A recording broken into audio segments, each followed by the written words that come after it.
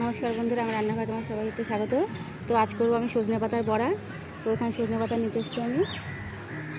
এই দিকে আছে, দেখতেই পাচ্ছি কত পাতা। তো এখান থেকে আমি কটা পাতা ভেঙে নেব, সুন্দর দেখে ভালো করে পাতা ভেঙে নেব। এই পাতাটা ধোয়া লাগবে না, যেহেতু সকালে খুব বৃষ্টি হয়েছে, বৃষ্টিতে পাতাগুলো ধুয়েই গেছে। এখানে শুধু আমি পাতাগুলোকে বেছে নিলেই হয়ে যাবে। তো এইগুলো পাতাগুলোকে আমি ছিঁড়ে নেবো। ব্যাস, এই কটা পাতাতে হয়ে যাবে। তো চলো আমরা পাতাগুলোকে বেছে নিই। তো এই যে আমি নিয়ে নিয়েছি, একটা কুলো নিয়ে নিয়েছি। তো কুলোটাতে বেছে নেবো আমি।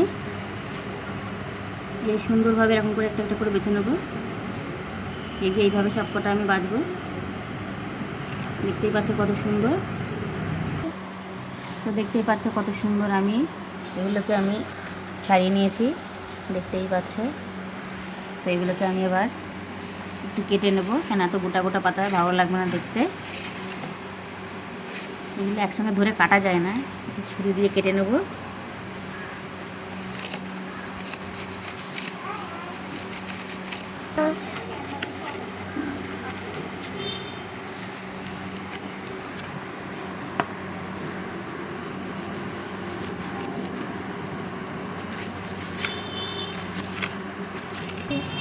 তো আমি আস্তে আস্তে সবগুলোকে এইভাবে কেটে নেবো।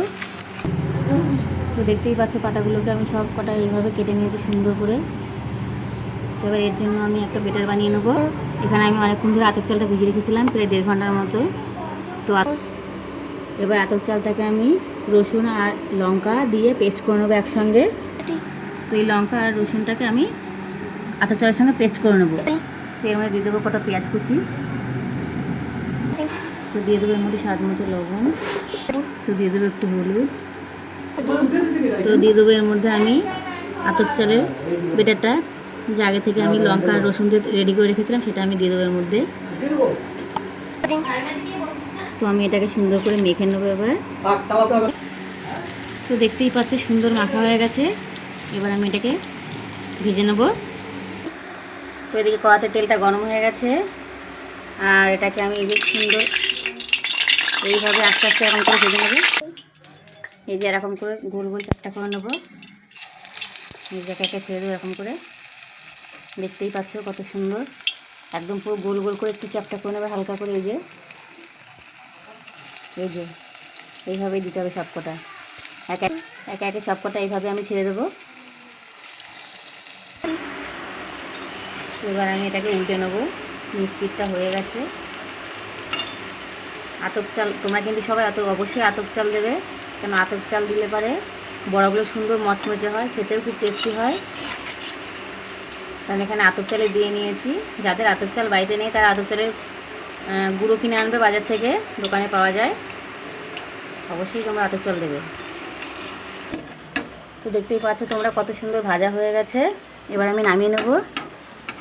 সুন্দর করে লাল লাল করে ভাজবে, তাহলেই খেতে মচমচে হবে, নাহলে কিন্তু ভালো লাগবে না, খেতে মচমচে হবে না। দেখতেই পাচ্ছ কীরকম আওয়াজ হচ্ছে, আমি নামাচ্ছি। দেখেছো মচমচে হচ্ছে বলে এত সুন্দর আওয়াজটা হচ্ছে। তো এইভাবে আমি সবকটা একে একে দিয়ে ভেজে নেবো এইভাবে, দেখতেই পাচ্ছ তুমি। তো রেডি হয়ে গেছে আমাদের সজনে পাতার বড়া, দেখতেই পাচ্ছ কত সুন্দর আওয়াজ হচ্ছে। এটা কিন্তু এরকমভাবে বানিয়ে গেলে খেতেও কিন্তু খুব টেস্ট। তো তোমরা যারা ফেসবুকে দেখছো তারা লাইক কমেন্ট শেয়ার করবে, আর যারা ইউটিউব থেকে দেখছো তারা অবশ্যই সাবস্ক্রাইব করবে।